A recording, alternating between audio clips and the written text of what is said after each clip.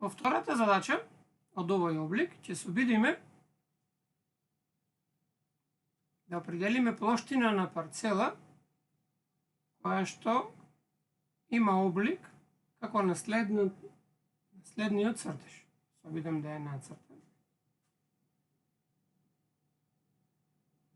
Грешно ја нацртав фигурата.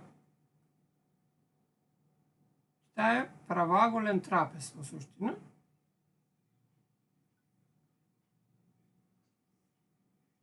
Оклучена ми опцијата Auto Shape и мислам дека сега би требало да ја препознае, ама не ја препозна. Ќе нацртам уште еднаш.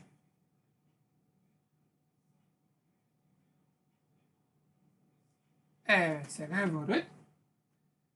Тука ќе нацртаме уште со испрекината линија висината која што е дадена во цртежот.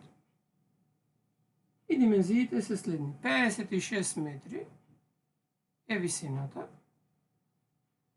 56 метри е помалата основа на трапезот, а додека целата долна основа на трапезот е 100 метри. Треба да определиме плоштината на оваа парцела, која што се состои прилично многу едноставно од правоаголен трапез. Плоштината на оваа парцела, како и плоштината на било кој трапез, е една половина од големата основа плюс помалата основа по висината. Плоштината ќе биде една половина по А е 100 метри плюс Б е 56 метри по висината е 56 метри.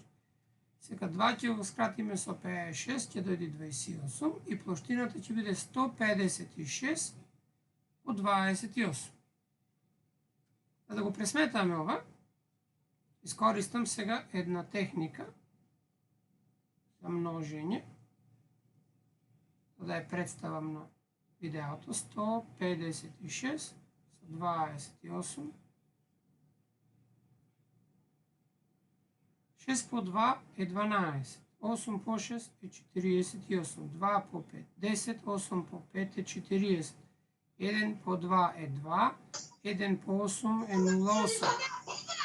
Значи, сега собираме осумката, потоа ги собираме броевите 2, 4, 0, потоа ги собираме броевите 1, 0, 4, 8, потоа ги собираме броевите 0, 1, 2 и на крај треба да ја собериме нулата, ама таа не е веќе дадена. На тој начин решението е 8, 6, 12, 1, 13, 3, а 1, 2, 1, 3, 1, 4. Значи решението е 4368 метри квадратни.